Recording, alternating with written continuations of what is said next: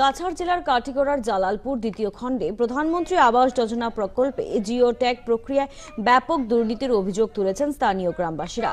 তারা অভিযোগ করেছেন, সেলফ হেল্প গ্রুপের কর্মী জ্যোৎস্না দাস অর্থের বিনিময়ে উপকারভোগীদের নাম তালিকায় অন্তর্ভুক্ত করেছেন। অভিযোগ, ঘুষ না দেওয়ায় প্রকৃত দরিদ্র পরিবার জিও ট্যাগ থেকে বঞ্চিত হয়েছেন, ফলে তারা সরকারি ঘরও পাচ্ছেন না। স্থানীয়দের দাবি, দ্রুত তদন্ত করে দোষীদের শাস্তি দিতে হবে এবং প্রকৃত হিতাধিকারীদের পুনরায় অন্তর্ভুক্ত করতে হবে। ঘটনায় এলাকায় চাঞ্চল্য ছড়িয়েছে, যদিও প্রশাসনের পক্ষ থেকে এখনো কোনো ধরনের প্রতিক্রিয়া মেলেনি।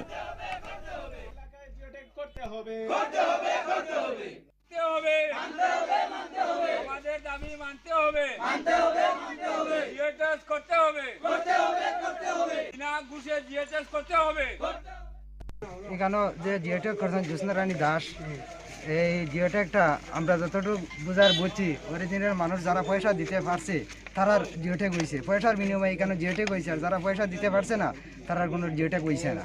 এরিয়ার মধ্যে যতটা খাসাঘর আছে সব জিওটেকিং করার জন্য। এখন দেখেন আমাদের যে এরিয়ার জিওটেকিং যিনি করেছেন জ্যোৎস্না রানী দাস, উনি কতটুকু কী করেছেন, ওনার সঙ্গে আরও এলাকার লোকজন ছিল, ওরা কি করেছে কি না এটা তো আমার জানা নাই। তবে উনি যে জিওটেকিংটা করেছে এটা অরিজিনাল জিওটেকিংটা হয় নাই, যার কারণে জি গড় পান নাই। অনেক হিতাধিকারী অরিজিনাল হিতাধিকারী বাদ পড়েছে। তার জন্য আমি আবার বিডিওর কাছে বা আসাম সরকারের কাছে আমি এটা অনুরোধ জানাই যে আমাদের এলাকা সঠিকভাবে তদন্ত করে যাতে পুনরায় জিওটেক করার জন্য আমি আবেদন করি। দেখো, এটা জালালপুর দ্বিতীয় খণ্ড যেটা রিসেন্ট যেটা জিওটেক হয়েছে, এটাও সম্ভবত হইল গিয়ে এসএইচজির মানে কোন জিওর আন্ডারে আর কি হয়েছে। কিন্তু যেটা জিওটেক করা হয়েছে এখানে দেখা হয়েছে ম্যাক্সিমাম ফ্যামিলি যারা হইল গিয়ে এখনও খাসাগর, তারার কিন্তু জিওটেকও নাম উঠিছে। এখনও দেখা গেছে মানে 8-10টা ফ্যামিলি পরে বাদ বাকি সব ফ্যামিলি বাতিল হয়েছে। এইভাবে দ্বিতীয় খণ্ডত রংপুর, তারাপুর কিছু কিছু ফ্যামিলি দেখা গেছে দ্বিতীয় জালালপুর পার্ট 1 আইছে, এরপরেও বাতিল হয়েছে।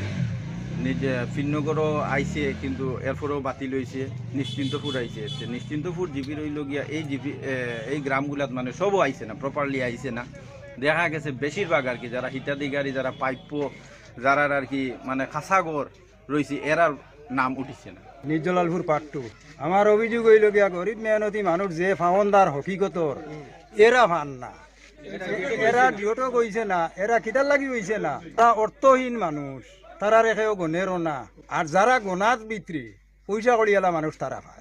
হোসনা বেগম চৌধুরী, আমি নিশ্চিন্তপুর জিপির 10 নম্বর ওয়ার্ডের সদস্য।